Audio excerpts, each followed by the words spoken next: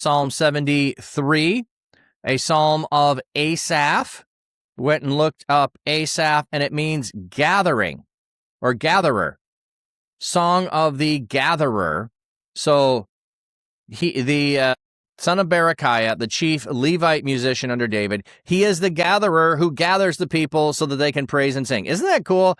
The chief musician is the gatherer. He's the one who gathers them together so that they can praise.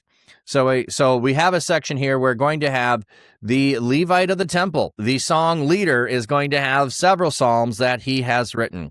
Certainly God is good to Israel and those whose motives are pure. But as for me, my feet almost slipped. My feet almost slid out from under me. Ooh, that's a great way to phrase that. So your feet being secured is upon the path, the walk that you are on, not straying from the path, the way, the walk, your way of life. Here, your feet slipping or stumbling off of the path. He almost had an error, and he did not. But as for me, my feet almost slipped. So just looking at he is doing things. For I envied those who are proud, and I observed the prosperity of the wicked. For they suffer no pain. Their bodies are strong and well fed. They are immune to the trouble common to men. They do not suffer as other men do. So what was the thing that almost caused him to slip? He envied those who were proud. He observed the prosperity of the wicked. And he saw those who were proud, who were arrogant, who were wicked, and they seemed to not have any problems in life. Their bodies seemed to be strong and well fed. They seem to be immune from common things that everyone faces. They do not suffer like everyone else do. So this is a really easy thing for us to fall into today as well, to look around at people who are living contrary to the way they should. They are not loving their neighbor, and they do not love God, and they seem to be getting ahead, and they seem to get everything they want. And it's like, man, maybe I should chase that lifestyle because it looks like on the outside that it's doing good, but we don't know what's going on inside, do we? Their prosperity causes them to do wrong. Their thoughts are sinful. They mock and say evil things. They proudly threaten violence. So they are doing all kinds of horrible things. They speak as if, as if they rule in heaven and lay claim to the earth. So they act as if they own the earth. They're ruling from heaven. They can claim everything. It's mine, all mine. Therefore, they have more than enough food to eat and even suck up the water of the sea. That is an interesting phrase. They suck up the water of the sea.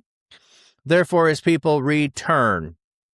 He brings back to here, and waters of abundance are sucked up by them. The traditional Masoretic defies explanation. The present translation proposes emendation, or dahuds, and reads the Hebrew as, therefore they are filled with food, and waters of abundance they suck up for themselves. They are filled with food, assumes an emendation. He will bring back his people. The masculine plural. Wow, there is some heavy stuff going on there for what does this mean? To hear, to food, the expression be filled with food appears elsewhere 10 times. To suck shows up a couple of other places. Okay, don't know what's going on there. Anyway, they have abundance. That's the part that's clear. They have everything they need. They consume mass quantities. They say, how does God know what we do? Is the Most High aware of what goes on? With the assumed answer of, no, he doesn't.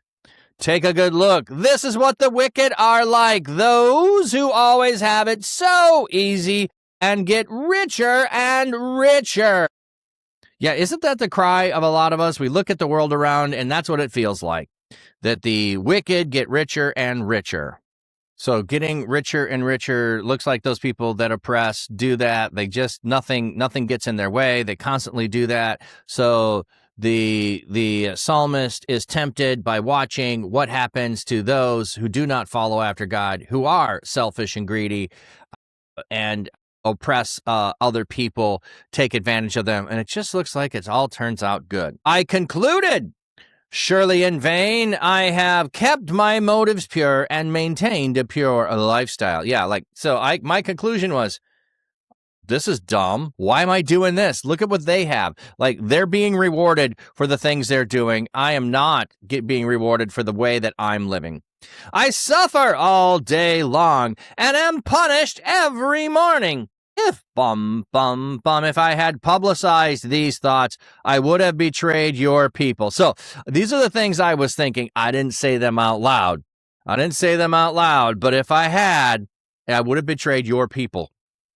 When I tried to make sense of this, it was troubling to me. So here's what I was wrestling with. It caused me trouble.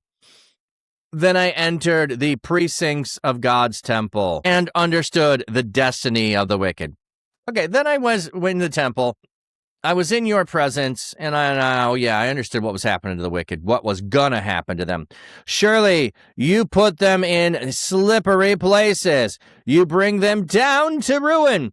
How desolate they become in a mere moment. Terrifying judgments makes their demise complete. So I got to the temple and then went, oh yeah, I know who God is. Forgot about that for a minute because they looked like they were doing some good stuff over there that I'd like. And now it's like, oh, no. I don't want what's coming. Terrifying judgments are what is coming. They are like a dream after one wakes up. Oh Lord, when you awake, you will despise them. So they're like a dream when someone wakes up. It's over. Yes, my spirit was bitter, and my insides felt sharp pains. I was ignorant and lacked insight. I was as senseless as an animal before you. So I was thinking like a stupid animal to think that they had it good. That was dumb of me to think that. But I am continually with you. You uphold my right hand. You guide me with your wise advice, and then you will lead me to a position of honor. So what happens when I remain in you? Well, there's what happens. You guide my right hand, the hand with power, the hand that can do things and accomplish things. You guide me with wise advice. You lead me to a position of honor. So this is what I will get remaining in you instead of what I was pondering over there that looked good, but in the end is not. Whom do I have in heaven but you? On earth, there is no one I desire but you. So who does the psalmist desire? Well, it's the relationship with God in heaven, and it's on earth, him alone. My flesh and my heart may grow weak, but God always protects my heart and gives me stability. So I was weak in my heart, in what I was thinking and pursuing, but God gave me stability. Yes, look, those far from you die. You destroy everyone who was unfaithful to you. But as for me, so here's the consequences that I was looking and go, whoa, that's going to change things. So as for me, God's presence is all I need. I have made the sovereign Lord my shelter as I declare all the things you have done. So you're my shelter. You're all I need.